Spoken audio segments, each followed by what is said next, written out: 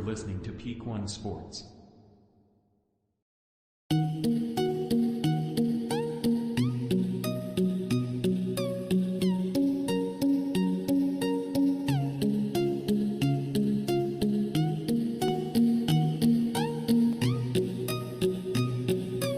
All right, and welcome everyone to this week's episode of the Sports Page. I am Dan Boyer, aka Neon Super Shrimp, joined here by Ashton Nix. Chris will be joining us here just a little while later, but that's my alarm. Sorry about that.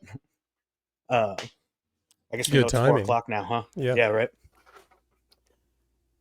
Anyway, before we get started, Ashton, you want to give a shout out to our sponsor? Yeah, Betalytics. Don't bet with your gut. Use Betalytics anytime you want to place player prop bets. They use AI algorithms and all sort of stuff that you really probably don't care about, but it's going to help you make better picks. The link's going to be down below. Use promo code PEAK1 and you can get 25% off when you sign up today for your Betalytics account. Awesome. Man, I was so close, like just last week, to turning like $10 into 500 on a 8-leg parlay. And Yeah. I think it was green. I needed to get I bet the over on 12.5 points and assists, and my man got 11.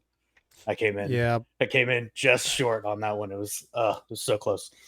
Yeah. Parlays are tough. They're so tempting to jump for into. sure. I mean, because it's so easy, and then you could turn, you could just bet like $10 and turn it into $200-300 pretty, I won't say easily, but pretty Right. simply, Yeah, it's where not you just got to easy, get six but or seven parlays, but to get all of those is that's the yeah. I issue. mean, it's just fun to put an extra, like, $5-10 down if you've It makes got you pay it, more attention and to the games yeah, overall. exactly.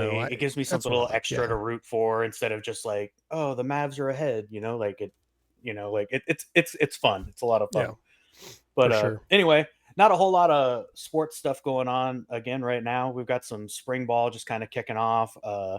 NASCAR just had an incredible 3-car wide finish in Atlanta. I saw Something that. straight out of Days of Thunder. You never see that in real life, only in the movies. Yep. So congratulations to Suarez, Blaney, and Bush on that crazy close finish there. Shout out to Austin Forkner, had a crazy bad spill here in Arlington in the 250 Supercross event at AT&T Stadium. Got kind of messed up on the rhythm section there right at the end of the race, took a nasty spill on the concrete, suffering spine and scapula injuries. So we hope a speedy recovery for him for sure. Mm-hmm. Real bad accident. March Madness around the corner. I've got a topic for us to talk about some college basketball and everything, but we'll wait for Chris on that one. But for now, Ashton, let's talk a little bit about the NFL and some of the free agency franchising that's happening out there. Um, if you haven't heard, the NFL has agreed to increase team cap space by $30 million this next season. So $255.4 million per team.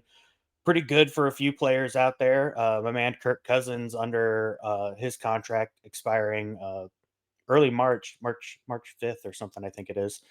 And I think the deadline for franchising is the March 13th, I think it is. Yeah. So kind of coming into that, we got Kirk Cousins looking at his contract ending. We've got players like Justin Fields that's being talked about being traded away, especially if the Bears are planning on using their number one pick to draft a quarterback this season. And I think the big thing coming out of our fellow reporter, we'll just call him Adam Schefter, telling the world, I guess, that there aren't any running backs expected to be franchised this offseason. So where do you want to start, my man? Yeah, we could talk about the running back situation, because it just seems that every year running backs are getting more and more devalued. Yeah. That which franchise tagging players are weird, because they're just going to get an average. What is it? The top five Yeah. position, top five players paid in that position. So really, Yeah. I think running backs get about 12 million on franchise. And it's kind of surprised, because you'd think if you're going to devalue the running backs and not pay them a ton of money or give them long contracts, it would be franchise tags would be more valuable. Like they'll get their money. You just deal with them for 1 year and, see if they fall off, the face of the earth or whatever. Yeah, for As sure. Zeke I did think after his third season, under his new yeah, contract. yeah, I think the biggest issue here is with no new contracts for running backs really happening right now, no long-term contracts especially, and then no franchise tagging happening either. It really saturates the running back market to a point where Yeah. like say the Giants want to re-sign Barkley, but if he's not willing to take kind of a pay cut in order to like help them, acquire other players to help them, solidify the rest of the team, they may go looking elsewhere because there are so many running backs that are facing this kind of same situation.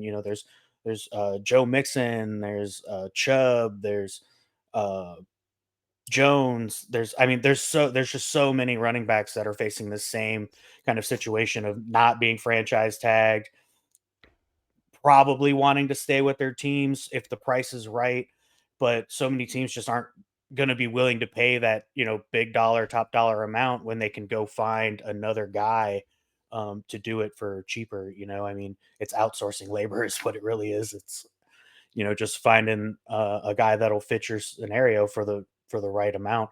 And with the increase on, the cap and everything, you would almost think that they would be a little bit more willing to spend a little extra money on these guys, but with such a Mm-hmm. saturated market, why bother? Your mark is basically going to be probably somewhere to like 10 to 12 million, right near or under the franchise tag mark. You're not going to overpay for a running back when there's plenty of them out there, like Yeah. it doesn't make sense. Yeah. And, I know there's been talk with the Players Association to be, do something different with running backs.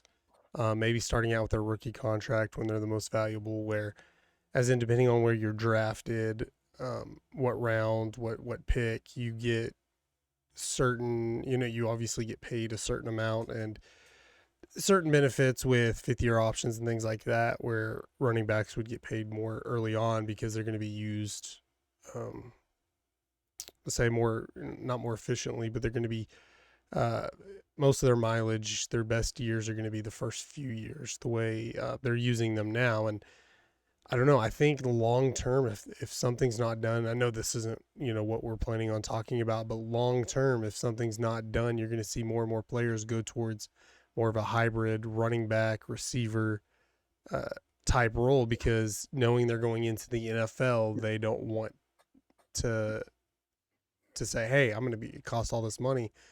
It's going to do all this damage to my body. I might as well try to be a receiver. Yeah. I definitely think that the running backs are.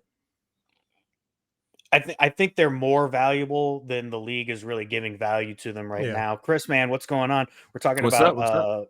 franchising players and everything, and the news that Mhm. came out that there is no plan to franchise any running backs this season.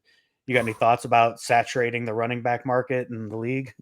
Man, it's I've kind of been saying this for probably a year or two now. Like, I hate to say it, because the running back used to be the core piece of the offense. Like other than quarterback, all the great running backs that were in the '90s and the '80s, and now it's kind of just a dying position. They feel like people can just put anybody back there, and it's tough, and because there are a lot of talented running backs in the league. But I kind of caught what you were saying before. As a running back, you have to catch the ball. You gotta be flex. You gotta do other than just between. It's everything is different now. Like you can't Sometimes a just little be between the blocking tackles. also. Yeah, you gotta Yeah. block. You gotta catch. You gotta be able to go out and run an angle route, or maybe even line up in the slot sometimes. So, it's I I'm not really.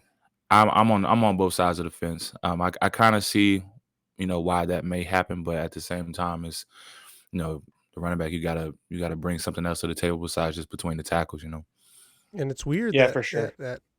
running backs aren't lasting near as long. I mean, we're That's talking one. That's the about thing too. Derrick Henry. Like, when is he going to fall off? We're just expecting it Mhm. because you've seen Barkley's kind of lasting longer than people thought because he was getting injured. At the same time, he's not putting that wear and tear on his body every day. Zeke kind of just fell off.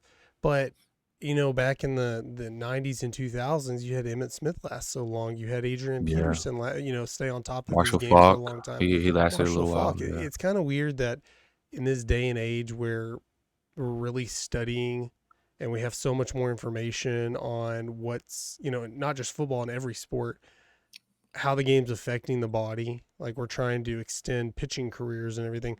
How all of a sudden running backs aren't lasting that long, per se. At least their peak, their prime is just being not only pulled so on early in their career, but they're peaking so early on, and it's not lasting very long. Yeah, I think it's kind of. I'm trying to think where it started. Like, who's the? I'm thinking maybe like Sean Alexander might be like the last, like the very first. I can like personally remember where I was like, he was an MVP, and then like, where did he go? Like him, Todd Gurley had a year like that, or I think Todd run Gurley like that. might be where like because you thought like he's the one, he could be one of the best running backs if he just and he only had a couple of good years, and then like where'd he go? The Falcons or something like that, and then he was was with the Falcons for a second. CJ2K. Oh yeah, Chris Johnson. It's been a while since we've had like that caliber of running back, and I mean personally, I don't think we've seen like that level of running back in a while. Not to say that the running backs in the league aren't talented, but it feels like they're almost kind of like your A- tier. They're not like your A+ tier. And there's enough of them in the league that the league can be, or teams can be like more picky about how much they want to pay these guys. And then on top of that, kind of like you both were kind of saying, like it's more than just running between the tackles now. Now it's picking up blitzes and protecting the quarterback. Now it's running flats and out routes that help your quarterback bail out if nothing else is open downfield. There's a lot more that goes into it now. I feel like, and the caliber of player that like we were just talking about that we haven't seen in a long time just doesn't really feel like it exists. I feel like you see a lot, especially from like the Cowboys. It's like, oh, like Pollard's not out there, we're blocking. You know what I mean? Yeah. Because we don't make Pollard block very much. Right. And I feel like you see that a lot in the league where it's like, oh, this is their blocking back. Like this isn't necessarily like their the running thunder back. lightning type. It's always I feel like that term has kind of been like recently, like the thunder and lightning type. So it's definitely kind of getting a little predictable too. So I definitely agree. I don't know how long it's been going on, but it seems like for a while you just feel outside of maybe like the top 3 running backs in any given year. Of course you want those guys, but if you're not going to get one of the top 3, then you're better off just going through the draft. You could get a very productive very productive running back in the 3rd round, having to spend a lot of capital to get him, where I think that's what you see is they're not going to obviously not going to tag Pollard because they just tagged him, so it'd be a ridiculous number. Right. But for the Cowboys, whether it's his injury a couple of years ago or whatever, you're not seeing that production from him. So why are you paying? Why would you pay him a lot from the Cowboys standpoint when you could probably just go and draft another running back and probably get the same production? Like running backs 4 through 15 are all pretty close. It feels like that's been the mindset for a while. Yeah. I'm trying to think like who's like a middle of the road, because I feel like they kind of Zeke a few years ago, like we were like he's just done, but he still finished. He's still 10th in rushing yards, and I know we've gone to a passing league, but still it just seems like Zeke. We were just like he's done, but he's still be out the he's still top 10, in yards, and it's like, man, that doesn't seem right. Yeah, that's tough. I always have like a sore spot for like just running backs and linemen, and because I feel like that part of the game was what made football. So for it to be kind of like a dying position, it's just it's kind of hard, but at the same time, if we're going off like analytics, it's it's better to pass the football more than running the football. But I feel like running the football like opens up so much of everything. You know, I feel like if you have a solid run game, you're most likely going to have a top 5-ish, top 10 offense in the league. And, you know, it's just, I guess it just depends on the system. No, I mean, I totally agree. I've been one of those fundamentalists, OG purists, whatever you want to call it, really, where it's like, you know, football fundamentals, you know, you start with the run opens up the pass opens up play action. And, you know, and I've always been of the opinion that, like, when you start that system, if they can't stop the run, you don't have to move on to pass. You know, like now it's kind of backwards. but now it's not that at all. Now, you know, first play of the game, man, I'm never surprised to see them throw the ball. And I'm like, man, I'm so used to, like, in my mind, I'm like, first play of the game, run the ball. Like, yeah, here we go. Like, start the clock and the game is on. Like, well, it's like I'm with you. You know, we're close to the same age where maybe we're at the end of that. Whereas, don't throw the ball first. You know, first time of the game. Like, obviously, if it's working for you throughout the game, great. But because if it's an incomplete pass, then you pretty much need to throw on second down too. Because if you don't, and you get a small gain, now it's 3rd and 6, 3rd and 7. You know, always thinking forward and. It's just like, we'll just run the ball. If you get 5 yards, you kind of open up your playbook. If you don't, you go to, you know, maybe throw the ball. But, you know, I mean, now we're so into analytics where the data does not support what your brain thinks, and your brain will completely mess with you, where it's like, you always go for it on 4th and 1.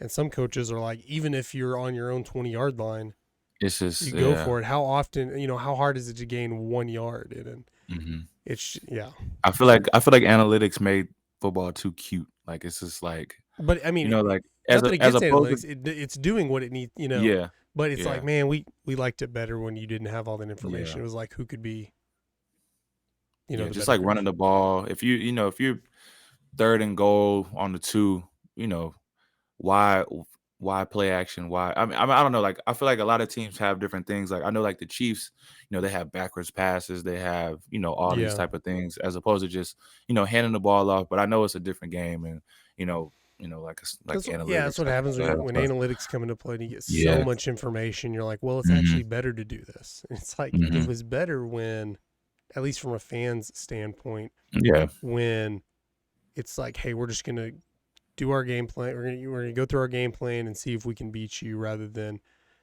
I mean, because the NBA is, I feel like, it's the worst with analytics, where it's like, they that's the best way to do it, but, you know, 130 to 125 game is not really what you want to watch, or at least not what I want to watch. But I mean, NBA is different too. Like, especially, I was watching.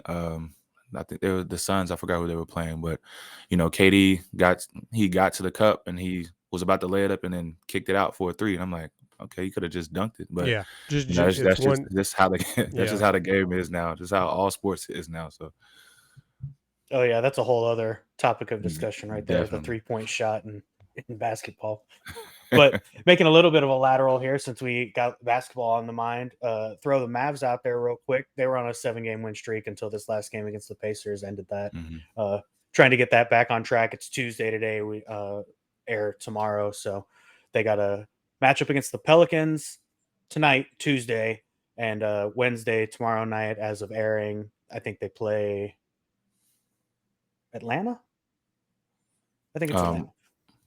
I think so. Yeah, I think they play. Yeah, but anyway, good luck to the Mavs. They're doing pretty good. I think they're number 2 in the Southwest right now, and number 6 overall in the West. It's tough. Trying to get in there, but it's a tough West Conference right now. They lost 1 game, and then they went down to the 8th slot, and then I think they would like jump back up because somebody else lost. So they play Cleveland. It's tough.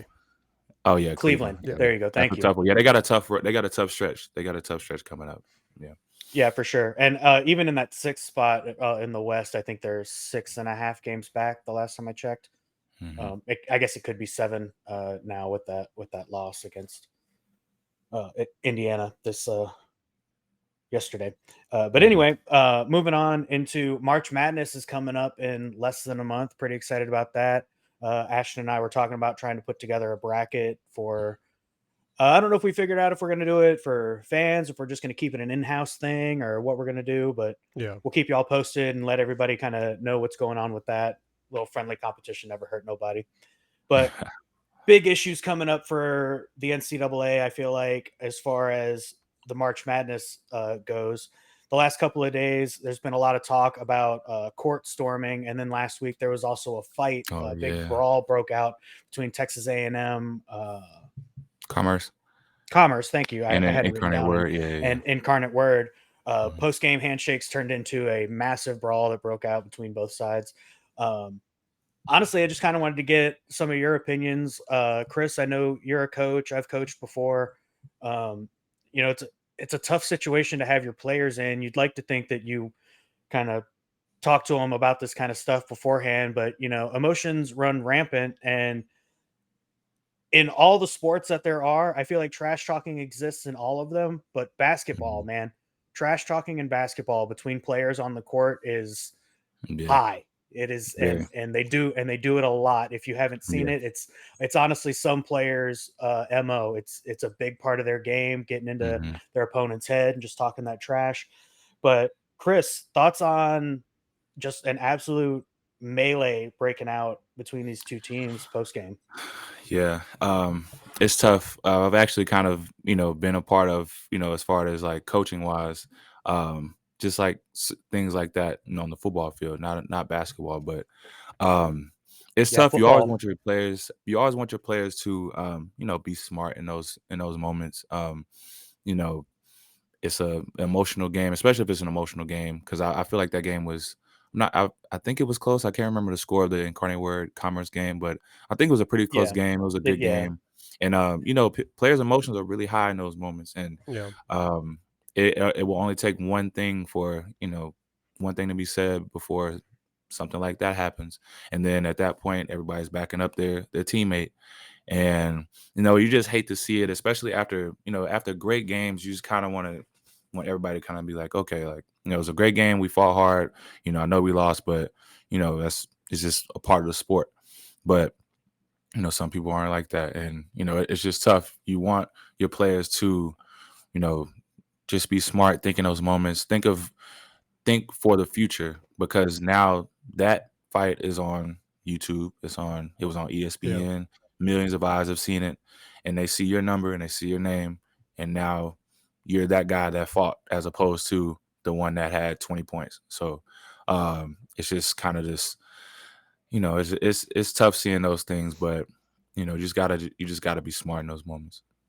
no, I totally agree. I think the fight at the end of the game overshadows anything and everything else that happened in that game. Yeah. Honestly, the Yeah, example here being that like we can't really even tell you what the final score was yeah.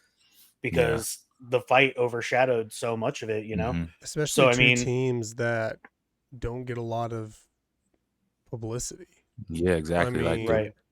that's FCS what you schools. think Yeah. now. I mean, now at least for the next few years, when you think of Incarnate Word and Texas A&M Commerce, it's oh yeah, that was the fight. Yeah. And the Um, thing is with them, like, yeah, sorry, it's like they're just now getting to that level. Cause I got offered for them for both schools for football, but they were D2. They just moved up to D1 yeah, like a year or two ago. So for that to be your stigma, a year or two or three into your Division 1, you know, season, or like just Yeah. their overall contract that they signed to be Division 1, that's tough. yeah, and they go. I mean, it's hard not to stop things like that. Like we talked about, trash talking is a part of the game, maybe more in basketball than anything, because the players are so close to each other, distance wise, physically. During the game, it's easy to football. There's trash talking, but a lot of it you may not even hear it. You're not even paying attention, but you're with the one on one with guys sometimes, and you can allude to it, Chris, as a coach. You get your players hyped up for the game. You want them to Hmm. be emotional. You want them to be uh, excited in those situations and pumped up, and at that level where you have players that this may be the last time they ever play basketball. Hmm. Um, they're what they may be stars that may be just trying to be able to stay on the court. Emotions are running high anyways. They've been, this is their life at this point. They've probably are going to that school to play basketball, so there's a lot of pressure. And, their whole life they've probably been great at basketball, and things, I'm not going to say come easy to them, but they're able to succeed. And when you're not succeeding, or even when you are succeeding and trash talking and it's just not working, or it is working, and it can lead to a big blow up like this, and you hate to see it. I mean, I bet you if you talk to any one of those kids right now, they would tell you how regretful it is to them that they don't want to be known for something like that. It's easy to jump in your head. Like, I think of Malice in the Palace run our test and think, yeah, I mean, what a jerk, and you want to put these on these kids and man, they're trashy, or but they're not. They don't want to be known as. I mean, I don't know them personally, but I feel like anybody in this situation. I mean, I've never been in a big brawl like this. I think I told Dan last week, I don't remember when it was, but it was off camera, where like I can't imagine getting to that point where I'd be that upset. But we've all done stuff where emotions have gotten the best of us, and we look back and like, man, that just wasn't me. And it's unfortunate for fans, coaches, players, especially the ones involved, that this is more than likely what they're going to be known for at a professional level, because that's why we're talking about. We would not be talking about this game if there wasn't a big brawl. No, I think that's the big thing to point out here, is that this game should have been well under the radar. It probably never really should have been talked about. And ultimately, here we are about 2 weeks later, 10 days, something like that later. And, we're still talking about it. We're talking about almost just the outrageousness of it. But I think we can all agree here that, sports, arguably at any level, comes with a fair amount of emotion, and that's why we're to be doing honest, this and talking about it. Yeah. And I mean, I'm going to use, a line that I always got from my coaches in football, and it's like, you're going to get emotional, you're going to get upset and everything. But these games are about taking that emotion and channeling it and focusing it into the game properly, not into your opponent, like improperly, not like fouling somebody flagrantly or something like that. It's about taking your emotions and using them the right way to beat them where it counts on the scoreboard, and not, with your fists or something like that. But ultimately, I think we agree there's a lot of emotion in sports, which is what brings us into our kind of final topic here as we wrap up. Court storming in NCAA. We've actually just had our second injury in about a month period to Duke forward Kyle Filipowski. He was they're saying it's a mild injury. I haven't seen a whole lot of update as far as like how bad the actual injury is for him, but I have heard that it's supposed to be pretty mild and he should be back playing soon. But he was just kind of run over by a couple of fans. I don't know if you guys seen it. And then he was actually helped off the court by a couple of teammates, luckily. But this actually came a month after something similar happened to Iowa women's basketball star Caitlin Clark. So this isn't like an uncommon thing. This isn't even like a rare thing. And in fact, I personally feel like court storming has almost become like a rite of passage for students. It feels like it's something that they're doing constantly. It used to be a thing that you only did after like a big upset or a big rivalry win. But now it almost feels like, students are storming these courts after every win. It feels like every upset. You guys got any thoughts on like, it blows how my mind. Do we stop this? Do we punish students? How do we protect players and officials and coaches from this, insane amount of emotion just rushing onto the court from fans? And I mean, I love the game and I love watching it and I get excited too and everything. But man, I just personally, I've never stormed a court. I've never stormed a field. It doesn't seem to make a lot of sense to me personally. That's where players go, not where fans go. It But blows I mean, my mind that anybody? we haven't had this issue before. I've thought this in the past. Like, okay, just take everything to throw this out just there, talked about. Only about half of D1 schools actually have some sort of like plan or rules for court storming. So I the mean, majority of college basketball is not prepared yeah. for. And take about the thing we just talked about, being emotional fights. Now put a bunch of rabid fans into it ranks. So I mean, obviously when you storm a court, there's a lot of disappointment from the team that lost. I played basketball in high school for a team that wasn't all that great. We lost. It was disappointing. It is what it is. But when you're the team that's favored to win, a heavy favorite, and then you lose, you're kind of like, I just want to go, and then you have fans running, and I can't, usually the cameras don't focus on the losing team, but you imagine like they're just trying to get out of there, and how many fans run up to you and be, like say all kinds of terrible things because they're fans and they'll do whatever. I think even when there's brawls and fighting and trash talking, there's a level of respect from player to player for the most part. Fans don't have some fans don't have that. They couldn't care less. The ones that tell you LeBron James sucks. It's like, well, no, he doesn't suck. They have that mentality where, hey, that dude's a douchebag. He's trash just because he plays for another team. Mm-hmm. They just called KD just got into the issue whenever the fan called him I was a B going to word. bring that up. Yeah, She exactly. called So him that, and just then she like having tried them to dap him run. up and everything, like they were best friends, and it was like that was Powder appropriate keg. to you. Exactly. And we know it because, not that we're geniuses at sports, but sports topics, but we research and focus. Not that we know more than most people, but most fans, I can tell by comments on certain posts that I make and conversations I have.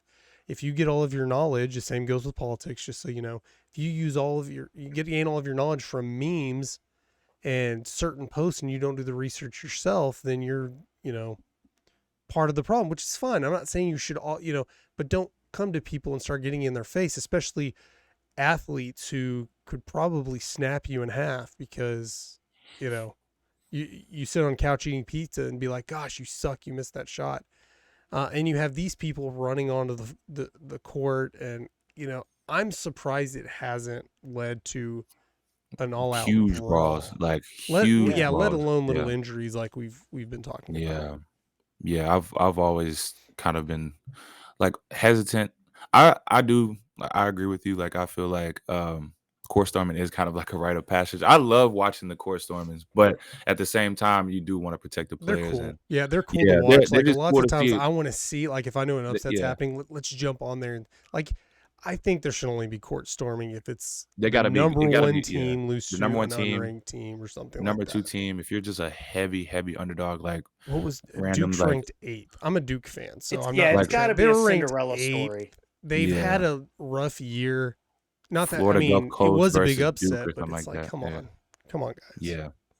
Yeah. I feel like those, like especially those conference matchups, I feel like those are usually close games regardless. So like Kansas, if Texas, I know Texas is having a down year. If Texas beats Kansas, they're not. I don't think they should storm the court. That's just a great conference win. Act like you've been there. Yeah. So it's just kind of it's tough. I am surprised that there haven't been more injuries though. I was just thinking that whenever you were saying it, I was like, I'm surprised I haven't heard this more often. To answer your question, Dan, I think there will be rules that come down. I don't know that they'll just get rid of it. It's part of the game. Yeah, I thought they were fining teams though. I thought it was like a 250,000 or something. That's when you get that's when it gets hard because you can't really fine the players or the fans or wherever. You're gonna have to find the school. They were fining the school. Yeah. Yeah. I mean, I think they have some things like in the works. There's things that are obviously being discussed, but like at the same time, it's hard to necessarily hold like the school accountable, I guess, and like make them pay a fine like that when it's the student section and they're right there on the court. You know what I mean? Because so many of these courts aren't made with like a the schools will just have to say you storm the court. We'll find out. We'll look through footage and you'll be disciplined or something like that. However you discipline a kid. Because you'd have to figure out how to stop the students themselves, and it wouldn't just be by like, don't do this, guys. We'll get in trouble. When they're emotional and their team just won and you're losing your mind. And I mean, honestly, probably one of the big things a little bit, maybe too. To me too. Like, for sure. At least half the student section's drunk. And I mean, the thing that gets me too is I had it written down. But I want to say it was the Kansas men's basketball coach had basically said in a statement just recently that, you know, he basically wants to develop a culture of winning there, not unlike like UNC and stuff. They don't storm Yeah. their courts because they expect to win every Yeah. game that they Bill have. Self, he's one of the best coaches in it. Yeah, You know what I mean? Yeah, even in And down years, they don't, you know, if they beat the number one. I wouldn't think like if Duke has a bad year and they're unranked and North Carolina's number one, they beat North Carolina and Duke. I don't think they stormed the court. yeah, that's really what he was saying. He was like UNC and Duke, they don't storm their court because they expect to win every game that they have. Mm-hmm. Yeah. Right. And that's the type of mentality, honestly, I think most schools should have. But I Yeah. understand too, like not every school is going to have that because not every school's D1 Duke playing basketball, you know, Mhm. not every school is, you know, OU or Texas or Michigan, you know, playing football. So, I mean, I totally understand like the excitement behind like a big upset. But I guess I don't think it's necessary to storm the field or storm the court to, Yeah. you Yeah. know, to celebrate that victory, I guess. I know a lot of people are against me in the sense that, you know, it's like that rite of passage and that kind of school I agree, though. tradition of You're getting ruining the to fun. have that of it. Yeah. experience. Yeah. So maybe I'm the party pooper, but I suppose that's the note we'll end it on there. Yeah. Everybody let me know if I'm the party pooper and if we should let court storming and everything be the, you know, continue to go on for here to eternity. Yeah. But anyway, that's this week's episode of the sports page. Make sure to like and subscribe if you haven't already. As always, I'm Dan, Ashton, and Chris. We'll catch you guys next week. See you All right. guys. See you guys. Bye.